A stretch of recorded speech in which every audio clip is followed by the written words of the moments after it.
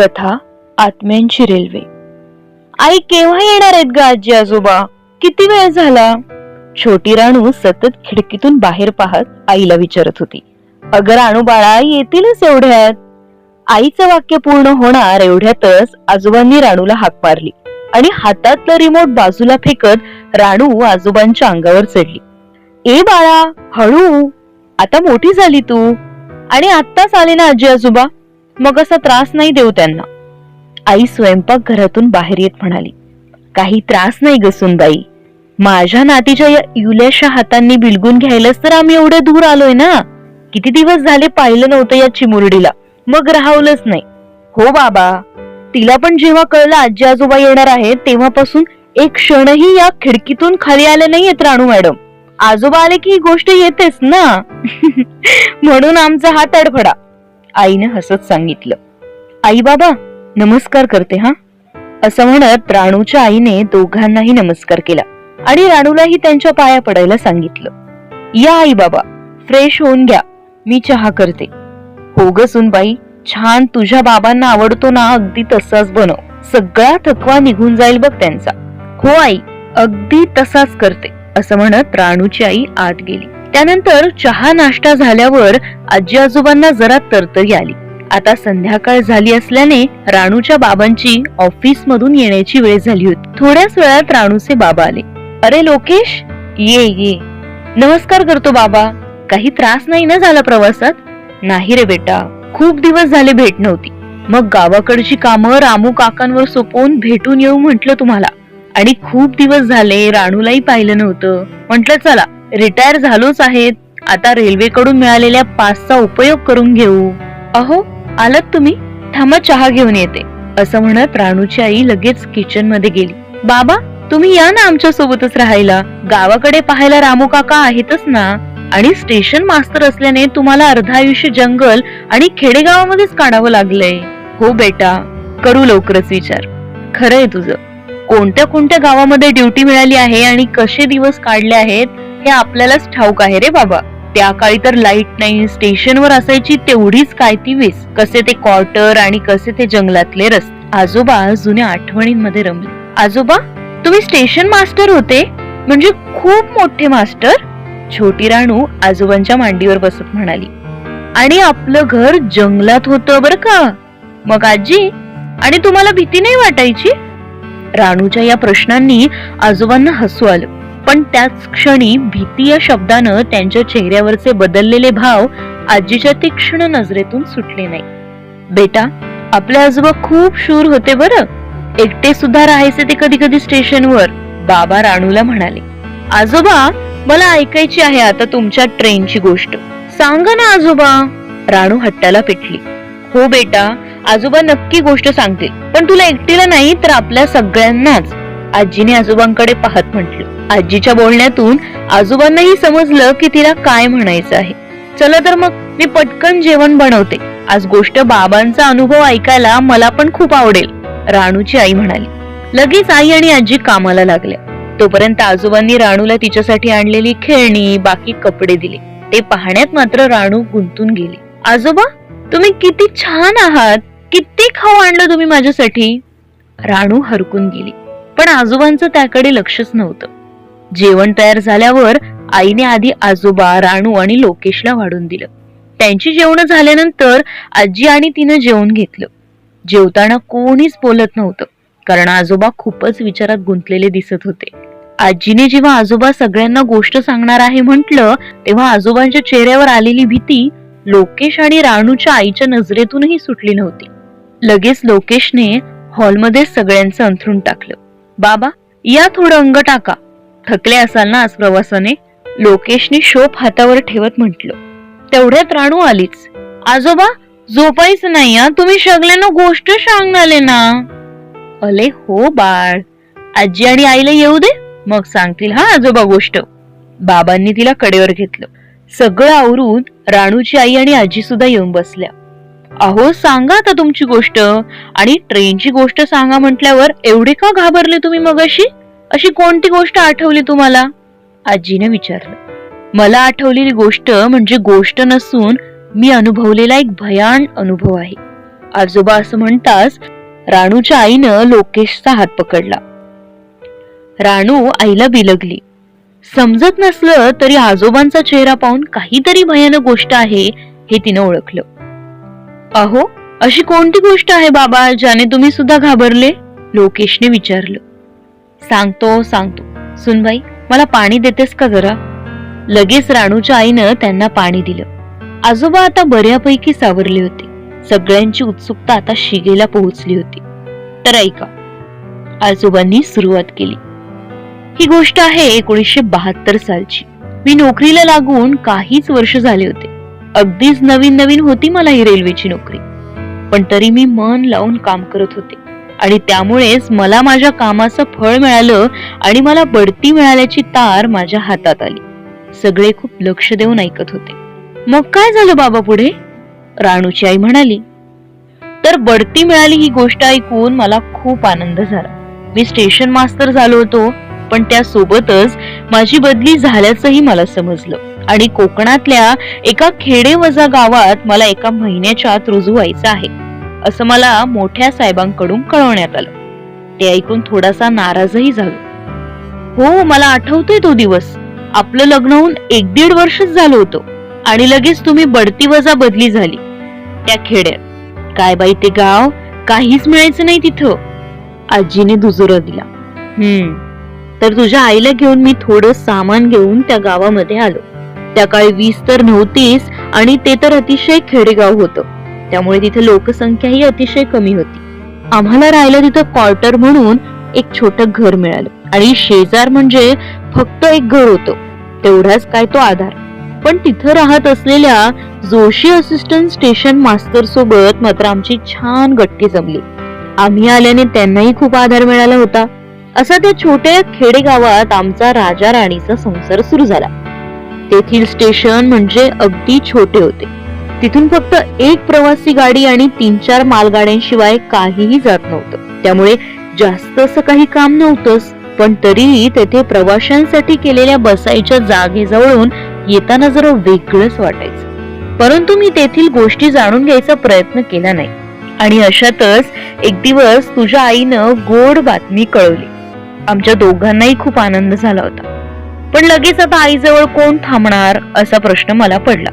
कारण नेमकीच माझी रात्रपाळी सुरू झाली होती आणि अशा परिस्थितीत हिला एकटं सोडणं मला शक्य नव्हतं. कारण नाही म्हटलं तरी स्टेशन घरापासून थोडं लांबच होतं आणि माझ्या आईला तिच्या तब्येतीमुळे लगेच एवढ्या दूर आणणं देखील शक्य नव्हतं. तरी बर का लोकेश, तुझ्या आईनं खूप समंजसपणा दाखवला की आता काही एवढं नाही, दिवसा तुम्ही आहातच आणि रात्री काही लागलं तर मी शेजारच्या जोशी वहिनींना आवाज देईल. त्यांनाही आता मी पोटुशी असल्याचं ठाऊक आहे, त्यामुळे माझी थोडी काळजी मिटली. मी रोज जोशी वहिनींना हिच्याकडे लक्ष ठेवा असा निरोप द्यायचो. 6व्या-7व्या महिन्यापर्यंत हिने अगदी एकटीने रात्री काढल्या. परंतु खरी परीक्षा आता सुरू झाली होती. तुझ्या आईला 8वा महिना सुरू झाला. आता तिला थोड्या थोड्या कळा यायला लागल्या होत्या. म्हणून मी जोशींना विनंती केली की माझ्या ऐवजी तुम्ही रात्रपाळी करा. त्यांनी देखील ती विनंती मान्य केली. अहो, हे सगळं ठाऊक आहे मला, पण यात घाबरण्यासारखं काय होतं? आजीने विचारलं. हे सगळं ऐकत असताना राणू बिचारी केव्हाचीच झोपून गेली होती. लोकेशनं तिला नीट झोपवून पांघरून टाकलं. पण एकअर्थी ती झोपली हे चांगलंच झालं. अगं, गोष्ट अजून संपली नाही. तर मग मी जोशींना सगळं काम नीट समजावून निघालो. पण का कोण जाणे, त्या दिवशी खूपच गडद अंधार होता आणि मला त्यांना सगळं समजावून सांगून निघायलाही वेळ झाला. त्या दिवशी बहुतेक अमावस्या होती. जोशी मला म्हणाले होते आजच्या रात्री थांबून जा, पण मी काही ऐकलं नाही. कारण मला तुझी काळजी वाटत होती आणि मी कंदील घेऊन स्टेशन बाहेर पडू लागलो. गडद काळोख होता. एवढ्यात मला रेल्वेचा हॉर्न ऐकू आला. या वेळेला कोणती गाडी आली असेल असा विचार माझ्या मनात आला. कारण आता कोणत्याच गाडीची वेळ नव्हती. कदाचित जोशींनी चुकीचा सिग्नल पाठवला असेल असा विचार करून मी परत स्टेशन मध्ये येत होतो. तेवढ्यात मी माझ्या डोळ्यांनी जे पाहिलं ते पाहून मी ते पाहताना माझे डोळे कसे फुटले नाही हे मला कळत नव्हतं. हे सांगताना आजोबांच्या चेहऱ्यावर खूप भीतीयुक्त भाव झाले होते. बाबा, असं काय पाहिलं तुम्ही? भीतभीतच राणूच्या आईने विचारलं. हो, अहो काय पाहिलं होतं तुम्ही असं? आजीला सुद्धा ही गोष्ट नवीनच होती. मी जे पाहिलं त्यावर विश्वास ठेवणं खूप कठीण होतं. आजही ते आठवून माझ्या अंगावर काटा येतो. मला रेल्वेचा आवाज आला म्हणून मी परत आत आल्यावर तिथून एक रेल्वे जात होती. प्रवाशांनी खच्च भरलेली. स्टेशनच्या प्रवासी बसायच्या बाकड्यावर सुद्धा लोक बसलेले होते. आणि अचानक त्या रेल्वेच्या एका बोगीतून किंचाळण्याचा आवाज आला आणि क्षणार्धात 2 डब्यांना आग लागली. मी डोळे विस्फारून ते दृश्य पाहत होतो. एवढ्यात आग लागलेले काही लोक सैरा वैरा प्लॅटफॉर्मवर पळू लागले आणि त्यामुळे तिथेही आगीच्या ज्वाला पसरू लागल्या. जिकडं तिकडं आसमंत दणाणून टाकणाऱ्या किंकाळ्या ऐकू येऊ लागल्या आणि त्या भाजलेल्या लोकांच्या अंगाची चामडी जिकडं तिकडं पडत होती. संपूर्ण स्टेशन प्रेतांनी भरून गेलं होतं. हे सगळं पाहून मी जोरात किंचाळलो. तेथेच बेशुद्ध पडलो. त्यानंतर मी डोळे उघडले तेव्हा एका बाकड्यावर झोपलो होतो आणि जोशी माझ्या समोर चिंताग्रस्त चेहरा करून बसले होते. मी शुद्धीत आल्यावर त्यांनी लगेच मला पाणी दिलं. माझ्या तोंडून एकही शब्द फुटत नव्हता. त्यांनी माझ्या डोळ्यातील भीती ओळखली आणि मला फक्त देवाची कृपा म्हणून तुम्ही जिवंत वाचलेत एवढं म्हणाले. थोड्या वेळाने मी भानावर आलो आणि कालच्या झालेल्या जागेवर पाहायला जाणार तितक्यात, थांबा सर, तुम्हाला तिथे जाऊन काहीच दिसणार नाही, अगदी नॉर्मल असणार आहे सगळं, जोशी अतिशय थंडपणे म्हणाले. म्हणजे? मला अजून एक धक्का बसला. कारण काल तुम्ही जे पाहिलं ते इथे 6 वर्षांपूर्वीच घडून गेले. हे ऐकून मी धावत त्या जागी जाऊन पाहिलं आणि खरंच तिथली जागा काहीच न घडल्यासारखी दिसत होती. पण तरीही तिथे न दिसणारा भयंकर आक्रोश जाणवत होता. हा काय प्रकार आहे जोशी? मला तर काहीच समजत नाही आणि मी न सांगता तुम्हाला कसं समजेल मी काय पाहिलंय? सर, आधी तुम्ही शांत व्हा, मी तुम्हाला सगळं सांगतो. या बसा इथं. जोशींनी मला पाणी देत बसवलं.